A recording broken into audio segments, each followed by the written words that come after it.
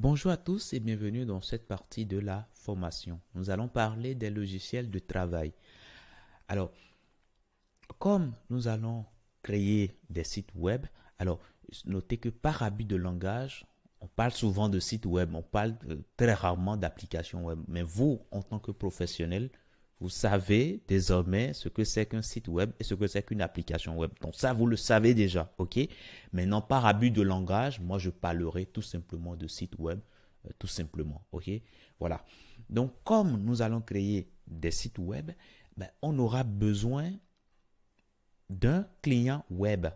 Et dans le cadre de ce cours, moi, je vais utiliser le client Google Chrome, ok, qui est un navigateur bien connu de tous, hein, ok, voilà.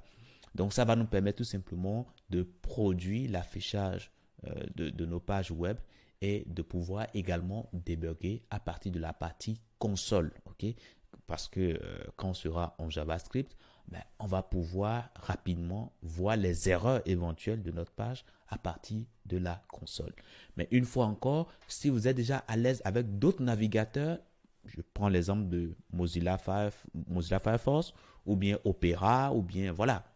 Si vous êtes déjà à l'aise avec d'autres navigateurs, il n'y a pas de raison que vous laissiez vos navigateurs, vous pourrez les utiliser. Ok, voilà. Maintenant, on va écrire du code. Donc, on aura besoin d'un éditeur de code. Alors, je ne sais pas si vous codez déjà, si vous êtes déjà à l'aise avec un éditeur de code en particulier. Ça, je ne le sais pas. Mais si c'est le cas, ben, vous pouvez toujours utiliser votre éditeur de code. OK? Sinon, ben, dans cette formation, moi, j'utiliserai le logiciel Visual Studio Code pour plusieurs raisons. Déjà, c'est gratuit, ce qui n'est pas le cas pour tous les éditeurs de haut niveau. Il y a des éditeurs qu'il faut payer par mois, ok, pour avoir. Mais avec Visual Studio Code, vous n'avez strictement rien à payer. Donc ça, vous êtes bien lors de votre apprentissage. Maintenant, quand vous aurez fini votre formation, vous serez en entreprise. Oui, vous aurez besoin, voilà, des outils beaucoup plus performants et beaucoup plus performants. Et en ce moment-là, vous pourrez investir sur des éditeurs. Mais pour l'instant, on partira là-dessus, sur Visual Studio Code. Alors, une chose également qui est important de noter, c'est que avec Visual Studio Code, on peut décupler sa puissance à travers des extensions. Ok? Donc, très rapidement, avec quelques extensions, ben, on peut décupler sa puissance, ce qui n'est pas toujours le cas pour les autres éditeurs qui existent. Ok? Donc, voilà les raisons qui m'ont poussé à choisir l'éditeur Visual Studio Code, quoique vous n'y êtes pas obligé.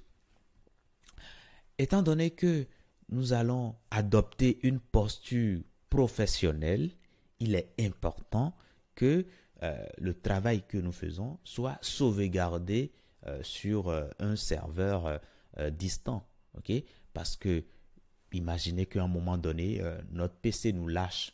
Okay? C'est des choses qui arrivent, qu'on ne souhaite pas, mais qui peuvent arriver.